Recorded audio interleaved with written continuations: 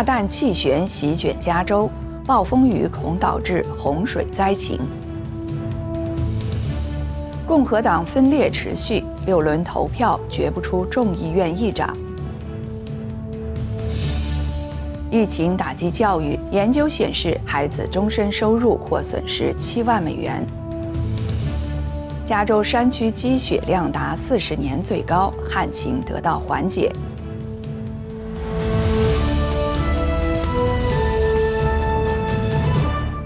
大家好，欢迎收看今日加州。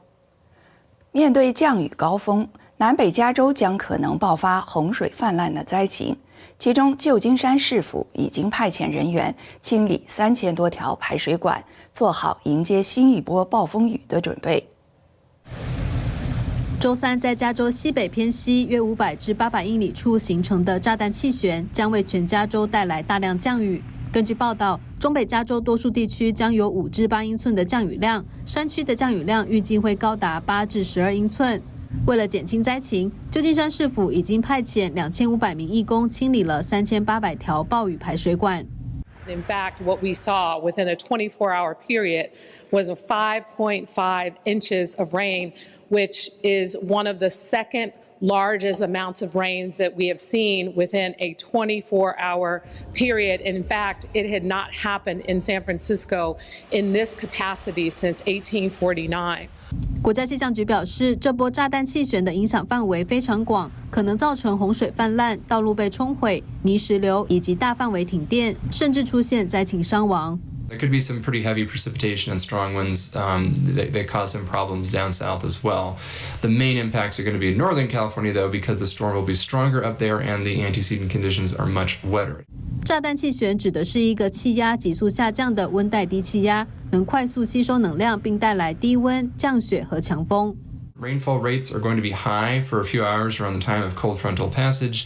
Winds will be quite strong, even at lower elevations. And so given how saturated the soils are, this is likely to produce pretty widespread minor to moderate flooding, especially urban and creek flooding. 旧金山当局建议民众应至少准备一个3天的救生包，放入水、急救箱、手电筒、不易变质的食物和保暖衣物等必需品。风灾期间也不要忘记确认亲友的安全，特别是老年人与残疾人。州长纽森于周三稍早已经宣布全加州进入紧急状态，启动洪水行动中心，并提供各种紧急救援工作，响应救灾。新唐人电视台洛杉矶记者站综合报道。周三，美国众议院又进行了3轮议长选举投票，然而共和党领袖麦卡锡仍然没有赢得当选所需要的多数，议长人选悬而不决。在第4轮议长选举投票中，众院共和党领袖麦卡锡只获得201票，不足218票门槛，再次未能当选。有20名共和党人将票投给了另一位共和党众议员多纳兹，还有1名共和党人弃权。在随后进行的第5轮及第6轮投票中，共和党的分裂局面依然没有改善，令议长选举持续难产。Without Congress having elected speaker, they are hamstrung at this point. They simply can't function. They can't conduct any oversight. They can't hold committee hearings. Democrats are now using this as an opportunity to criticize Republicans' ability to govern. 白宫此前曾表示，总统拜登不会插手众议院议长的选举，但他仍对当前的僵局表示不满。It's not a good look. It's not a good thing. It's the United States of America, and I hope they get their act together. 前总统川普也在当天稍早呼吁共和党人团结一致，投票给麦卡锡，并警告不要把一个伟大的胜利变成一个巨大又尴尬的失败。但也有共和党议员持不同意见，认为多轮投票的过程本身也是民主制度的一部分。Whoever ends up being selected will be better off by this process. 尽管麦卡锡得到川普的支持，但少数共和党人坚持认为麦卡锡的政治立场不够保守，并且没能承诺保证众议院内部权力更加分散。这是近1个世纪以来美国众议院第一次没能在第1轮投票中就选出议长。按照规则，如果没有候选人赢得多数，投票将反复进行，直到选出新议长。新唐人电视台记者金石 Melina Weisskopf 纽约华府连线报道。长期的疫情对教育造成严重打击。斯坦福大学的最新研究表明，疫情给教育带来的损失，恐怕是正在就读的儿童的终身收入减少7万美元。根据斯坦福大学经济学家哈努克舍的研究报告，疫情造成的教育损失会让在校儿童以后的终身收入减少7万美元。2022年全美教育评估显示，因长期远程教学，学生的成绩全面下滑。8年级学生的数学考试成绩比2019年平均下降了8分，相当于旷课了7个月到10个月之久。这是这项考试32年以来出现的最大降幅。全美有38%的8年级学生未掌握基本数学知识。国家教育统计中心专员麦格拉斯表示，这部分学生无法完成简单的代数和几何方程式。经济学家分析，如果教育损失无法挽回，这部分学生长大后，教育程度、技能和工作效率都将低于疫情前的学生，一生的收入也会低5%，损失总额高达28兆美元。新唐人电视台记者张博元综合报道。加州水资源部官员周二表示，全州旱情随着年初的一场风暴缓解，目前山区的积雪量达到平均水平的174%，是40年来的最高水平。加州水资源部周二在北加州菲利普斯站进行了2023年第一次积雪量调查。在年初连日的降雨降雪帮助下，加州的旱情终于得到了缓解。For our survey today, we recorded a snow depth of 55.5 inches and a snow water content of 17.5 inches. That results in 177% of average to date. 未来一周，加州将获得持续的雨雪。然而，水资源部仍对今年的旱情保持谨慎的态度。Even though we've had above average rain and snow, our reservoirs are still below average. Lake Oroville is currently only at 35% of capacity, and Lake Shasta, which is our largest reservoir here in the state, is only at 34% capacity as well. 根据水资源部的新闻稿，与今年相似，去年1月份的山区积雪数值也是有记录以来排名第7高。但在接下来3个月，加州却经历了极端的旱情。Our snowpack is actually off to one of its best start in the past 40 years. However, that doesn't mean we're out of the woods quite yet, and we must continue to remain vigilant and continue to conserve water. 接下来，加州水资源部还会公开进行4次积雪测量，并公布今年的旱情预测。下次测雪调查会在2月1日进行。新唐人电视台洛杉矶记者站综合报道。美国神韵新纪元艺术团在北加州圣荷西表演艺术中心的演出触动硅谷各界精英，他们感谢演出展现的中国文化和精神内涵带给他们鼓舞与启发。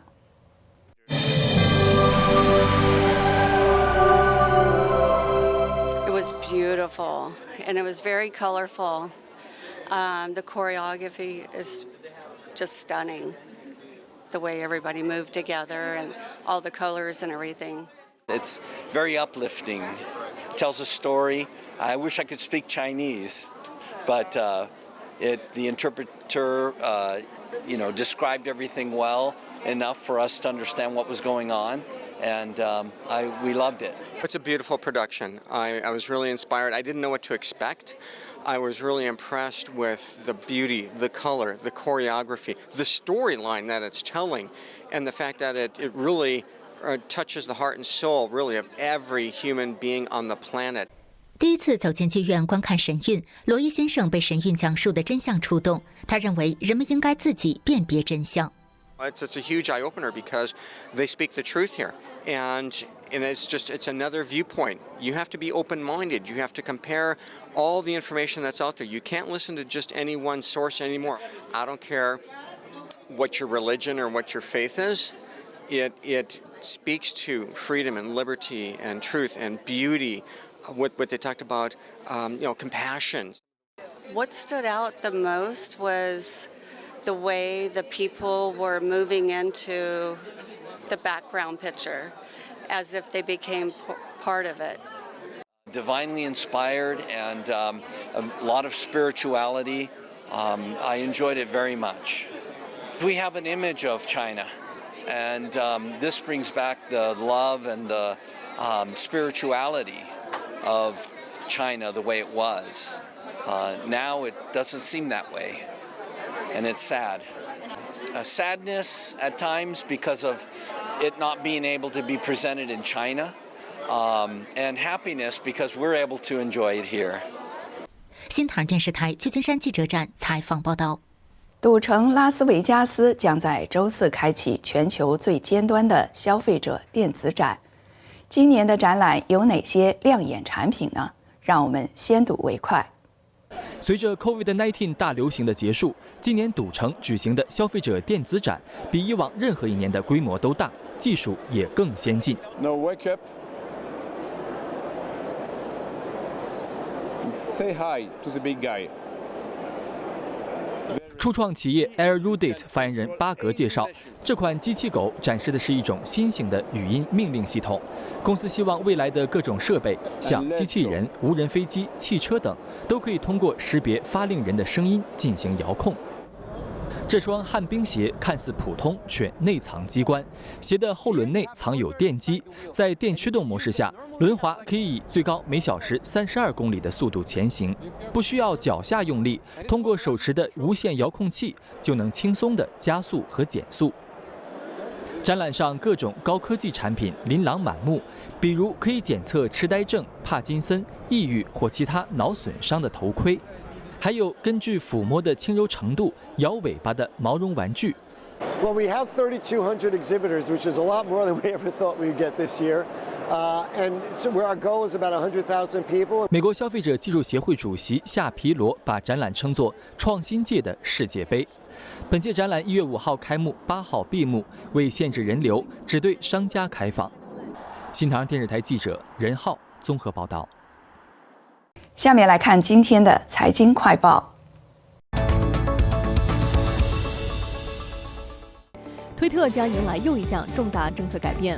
该公司周二宣布，将在未来几周放宽已经实行3年的政治广告禁令，允许投放更多类型的政治广告。2019年，推特禁止了大部分此类广告的投放。另外，推特也表示将放宽对公益广告的政策要求。未来，推特的广告政策将与电视和其他媒体机构保持一致。由于客户收紧支出，销售放缓，美国硅谷的软件公司赛富时周三宣布将裁员约10%，并且关闭一些办公室。该公司现有约8万名员工。过去1年，包括 Meta 和亚马逊在内的科技巨头都进行了裁员，为经济严重衰退做准备。科技巨头苹果的市值也在暴跌，因为市场担心中国疫情重创苹果供应链。苹果股价近几周一路下跌，周二又一度大跌4%以上，导致苹果失去了市值2万亿美元俱乐部成员的身份。就在1年前，苹果市值还一度超过3万亿美元。虽然科技行业正经历寒冬，但美国就业市场持续强劲，这也促使很多公司慷慨加薪，以防止员工跳槽。根据亚特兰大联邦储备银行的最新数据，经过通胀调整之后，去年11月留在同一个职位上的人薪资较上年同期增长了5.5%，创下近25年来的最大涨幅。而换工作的人情况则更好，加薪幅度达到了7.7%，显示雇主想要留住员工依然很有挑战。美籍华裔女性张曼君常年致力于教育工作。她在任职加州课程主席期间，曾提议把中国历史写进教科书，因此她也被称为把中国历史写进美国教材的女性。让我们来听听她的故事。美籍华裔女性张曼君曾任美国前教育部助理副部长等政府高级官员职位。1971年从台湾来美国留学后，她于1974年获得南加大硕士学位。她回想起追求教职期间，自己受到很多帮助。你要融入这个社会的时候，就一步步的走，一步步的学。那你只要你走出去的时候，就会有人帮你。比如我当助教的时候，我的老师是一个很慈善的一个比较老的一个白人，他就一步步的教我。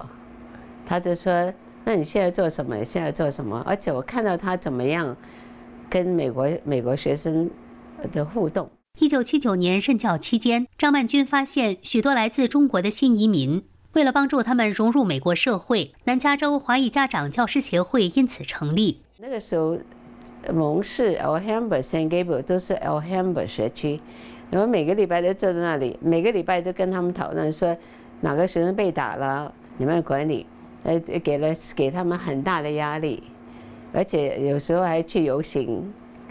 那个时候呢，我们就成立了以后呢，已经开始这个力量呢，就去慢慢能够防卫这些保护我们的孩子。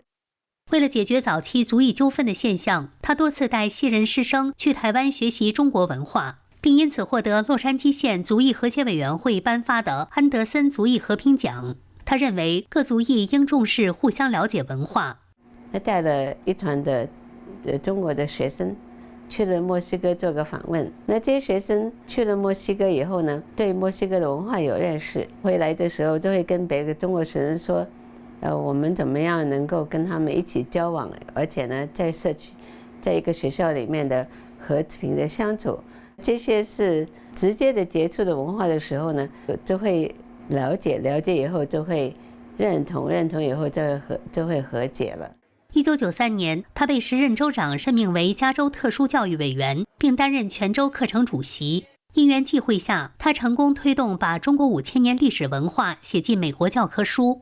美国的教科书呢是私人的公司，他们就是以加州的教育课程标准做标准，那我们就一样样的做。那到了这个社会科学上面来讲的话，我一看他们写的是埃及文化10年级的时候呢，从头到尾都写得很清楚。那到了中国文化的时候呢，我看教科书里面呢，就是中国的人的形象还是清代梳了个辫子，而且写得很简单，1、2页就完了。那我就写了一个提议，这个提议呢，要把中国所有的历史呢，就放在这个10年级的教科书里面，那我们的委员会都同意了，是教科书呢就依照着我们决定来写，所以从那年开始呢，它的教科书就有中国的历史，而且有几千年的历史，而且呢一直到现代。后来，张曼君被布什政府任命为联邦教育部双语司副司长，因此成为美国教育部的最高阶亚裔官员。新唐人电视台记者杨洋洛杉矶采访报道。周三，有消息人士透露，中国大陆疫情的再度爆发，使北京财政陷入危机。中共当局准备停止对国内芯片产业的巨额投资。彭博社引述消息人士透露，中共高层准备停止对芯片研发的投资计划，原因是一直以来，中共在芯片行业投入的数百亿美元巨额资金，不但没有得到回报，反而招来了美国的制裁和严重的腐败问题。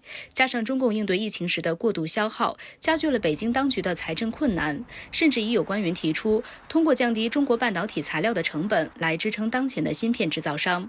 不过，也有经济学家认为，中共叫停高端芯片研发计划的真正原因是中共已意识到目前还不具备独立研发芯片的能力，所以不得不叫停。我不认为钱是一个主要问题的，因为它这个钱在事实上已经早已经拨出来了，它主要是这个一个是设备，一个是人才。前2次我们都知道，基本上是无疾而终，因为它没有这个技术的基础，也没有这个工艺的水平，但实际上都最后全都破产了。现在中共又要这个搞第3次芯片大跃进，跟这个美国这个芯片产业的这个制裁这个升级有关。最新出台这个美国的限制措施，基本上就切断了中共独立发展高端芯片它在那个的路。尽管中共并没有完全放弃芯片制造，14纳米以上的中低端芯片生产还在继续，但高端芯片发展受阻，显然遏制了中共试图利用高科技实现扩张的野心。而对于一些依赖中国市场的国家来说，也能使其回到遵循国际市场准则的轨道上。但有些公司可能就失去了中国一些市场，有些需求，但是那个坚决遏制中共在这方面有所突破这个决心，应该是很坚定的。新唐人电视台记者陈悦采访报道。美国人2023年的前3大愿望分别是健身、健康饮食和减肥。有专家建议，养一只宠物可能会对身心健康有帮助。2023年，您的新年愿望是否也包括让自己更加健康？好朋友动物协会的霍利·塞斯摩尔介绍，养一只宠物可以让人类有很大的幸福感，而照顾小毛球的同时，也会让自己更健康。The joy and unconditional love they bring is de-stressing in and of itself. But if you want to go even a little bit further, you can do things like meditation with your pet or maybe even yoga. 当今的快节奏生活让人们相互之间冷漠了许多，而牵一只狗狗外出，可能无意中会让你结交不少朋友。I think I met about half of my neighbors while I was walking my dog. And it was so terrific because I think I made friends that I probably wouldn't have otherwise. 养狗的另一个好处是每天必须遛狗，逼着主人不得不按时外出散散步，锻炼身体。Like if you walk at the same time every day, they'll usually start to cue you a few minutes before and say, I'm ready for my walk. 在猫狗的世界里，主人就是一切，可以给他们带来丰衣足食的生活，还会逗他们玩乐。塞斯摩尔认为，饲养一只猫狗并没有想象中的复杂，比如他的狗狗平日最爱吃的只是胡萝卜和苹果。新唐人电视台记者任浩综合报道。感谢您收看今日加州，再会。